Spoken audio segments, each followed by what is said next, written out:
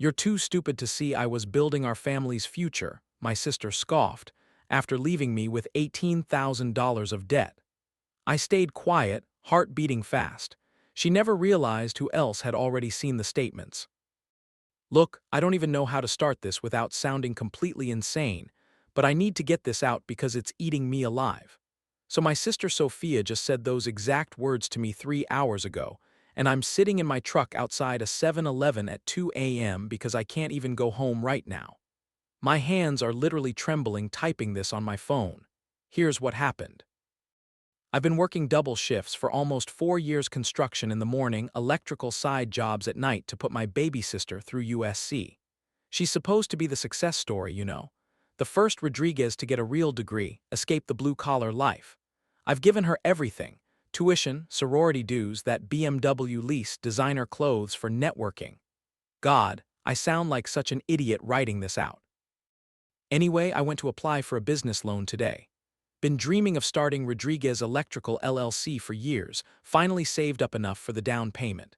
But when they pulled my credit, guys, my score was 480. 480. The loan officer looked at me like I was some kind of deadbeat and started reading off credit card accounts I'd never heard of. Nordstrom, American Express, some boutique on Rodeo Drive. $18,000 in debt across 6 different cards. I knew immediately. Only one person had access to my SSN. When I confronted Sophia tonight at her sorority house in front of her little rich girl friends, because apparently that's where my money goes, she didn't even try to deny it. Just rolled her eyes and said, "Jesus, Mikey, stop being such a peasant." Then came the line that's been playing on repeat in my head. You're too stupid to see I was building our family's future. Someone in this family needs to have ambition instead of being happy as a working-class stereotype.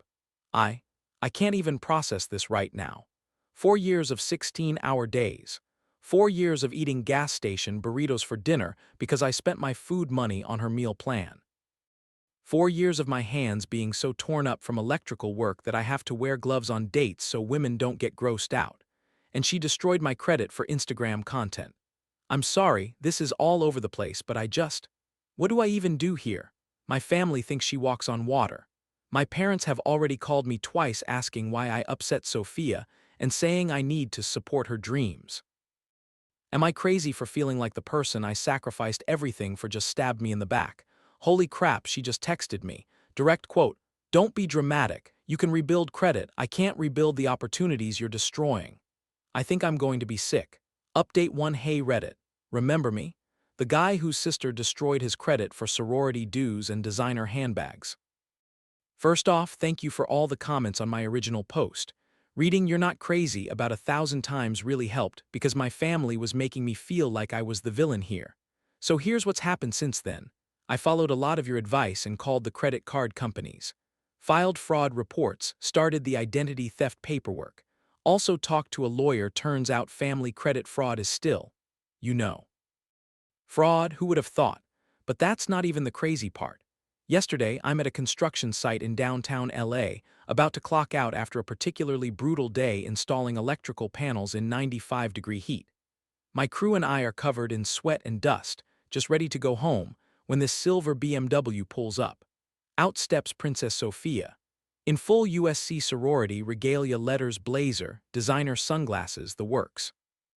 She's holding her phone like she's about to film content, which, honestly, should have been my first red flag. She starts yelling across the job site, "Miguel, we need to talk right now." My foreman Lewis looks at me like, who is this crazy chick? And I'm just mortified. Construction sites aren't exactly places for family drama, but she keeps going. Marches right up to me in her white designer sneakers on a construction site with nails and concrete dust everywhere and launches into this speech about how I'm ruining her life and destroying the family's future. Here's where it gets insane.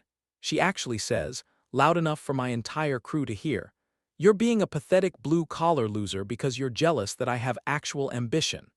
The guys are staring. Lewis has his phone out because honestly, who wouldn't record this circus?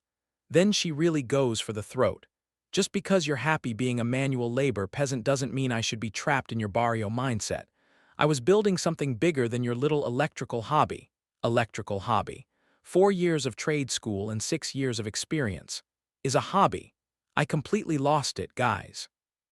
Told her exactly how much money I'd given her, $130K. I'd been keeping track. Exactly how many hours I'd worked, averaging 70 plus per week. And exactly what I thought of someone who commits identity theft and calls it investment in the family. The whole thing got heated. She started crying those manipulative tears, and I finally told her to get off the job site before I called security. Plot twist. Lewis posted the video on TikTok that night. The audio is a little fuzzy, but you can clearly hear her calling me a peasant and a blue-collar loser while I'm standing there in my work gear, covered in honest sweat. It's got 2.3 million views. The comments are intense. Half are roasting her for being an entitled brat, half are praising hardworking people like me.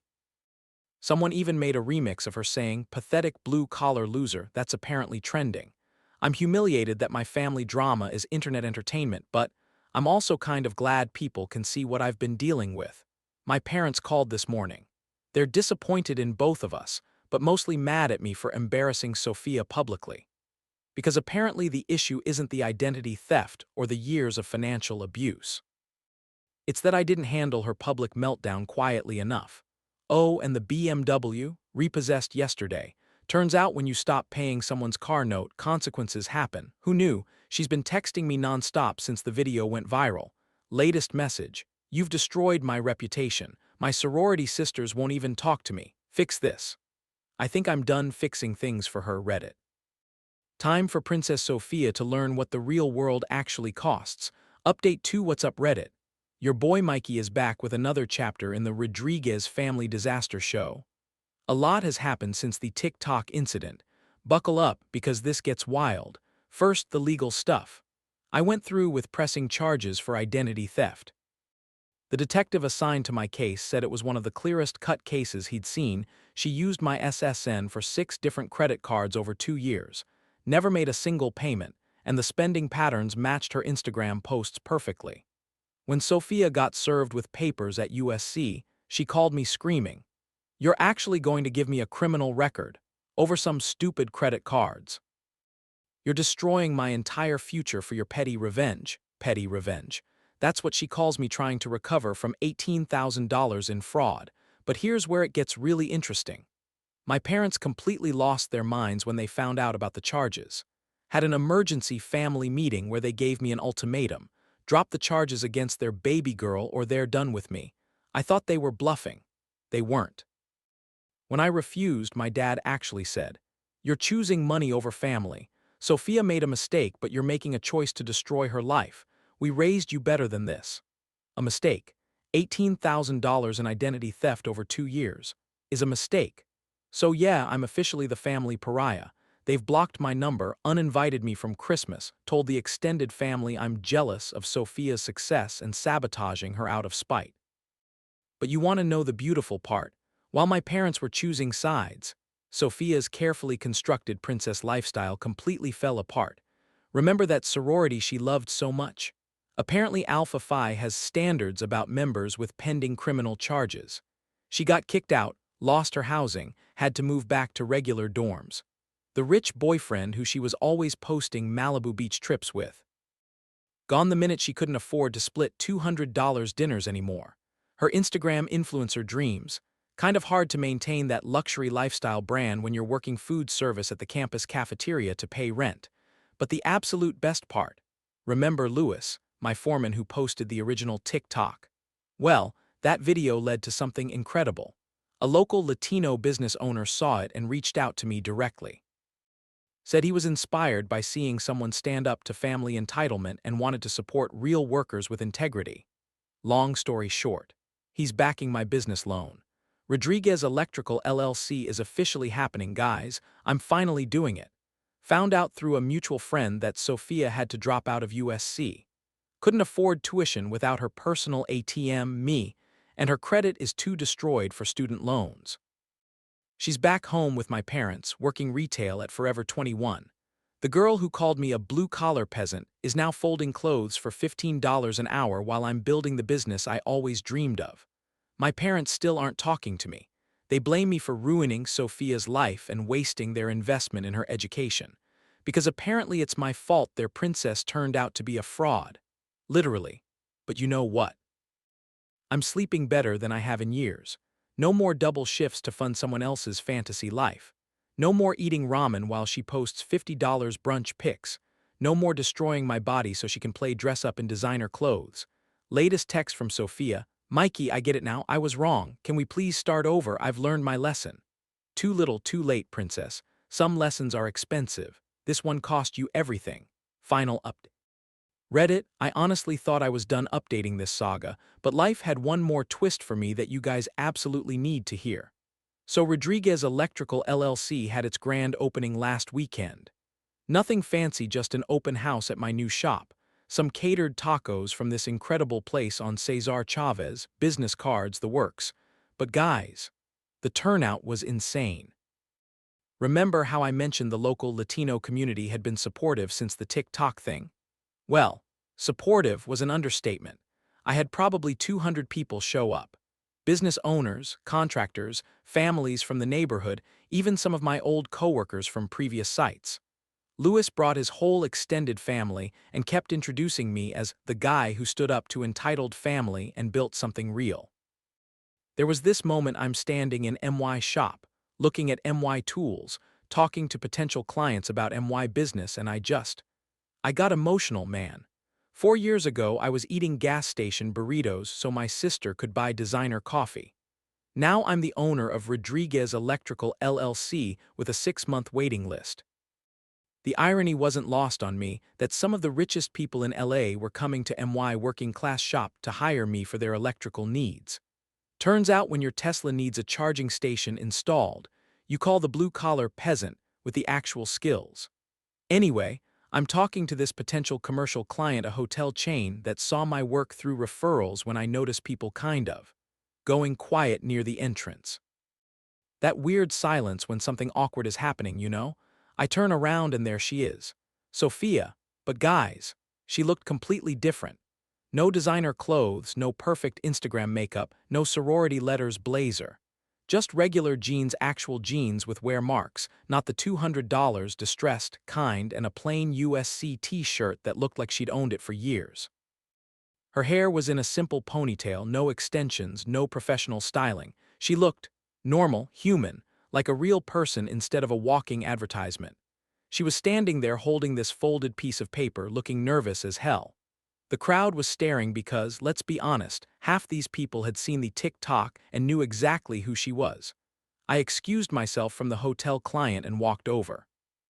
Part of me was bracing for another scene, another public meltdown, another attempt to make my success about her problems.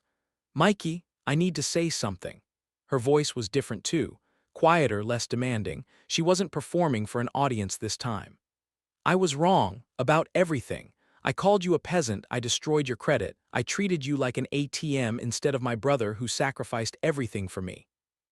I was a spoiled, entitled brat who thought I was better than honest work. She's actually crying. Not the manipulative tears from the sorority house confrontation, but like real crying. The kind where you're trying to hold it together in public but can't quite manage it. I've been working retail for 4 months now.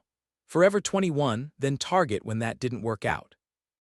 Standing on my feet for 8 hours, dealing with customers who treat me like I'm invisible, making $15 an hour and barely covering rent on a studio apartment in Koreatown. She takes a shaky breath and continues. And every single day, Mikey, every day I think about how you worked twice as hard for twice as long just to give me opportunities I threw away.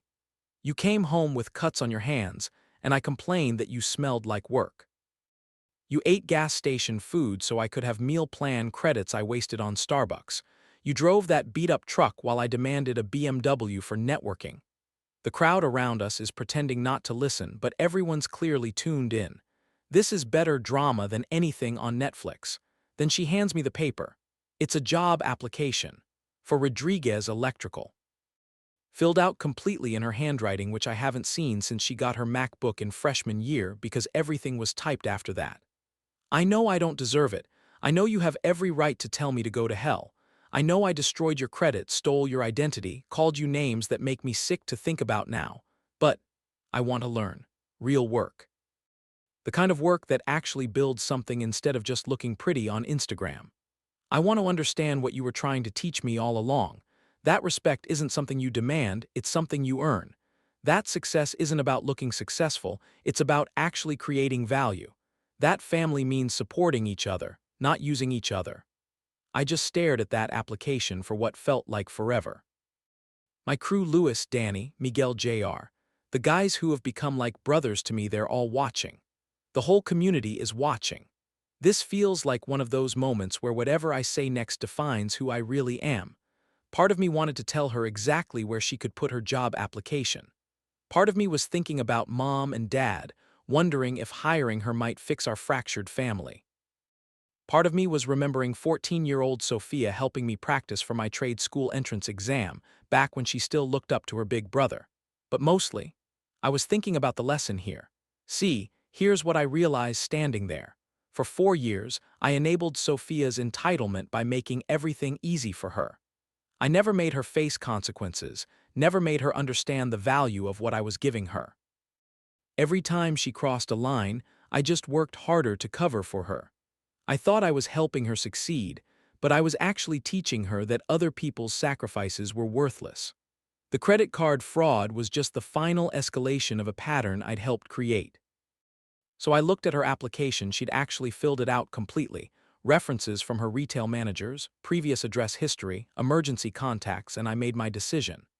Rodriguez Electrical is hiring entry-level apprentices. Starting pay is $16 an hour. You work outside in all-weather 100-degree heat in summer, rain in winter. You carry heavy equipment, you crawl through tight spaces, you get dirty every single day. You start at the bottom like everyone else and work your way up based on skill and attitude, nothing else. No special treatment because you're my sister. No shortcuts because you have a college degree. No excuses because this is beneath your education level. You want to work here, you earn it the same way every other electrician has, with sweat, dedication, and proving you can be trusted.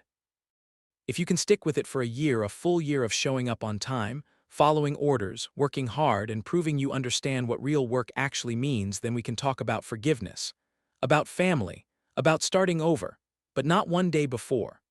The crowd was dead silent.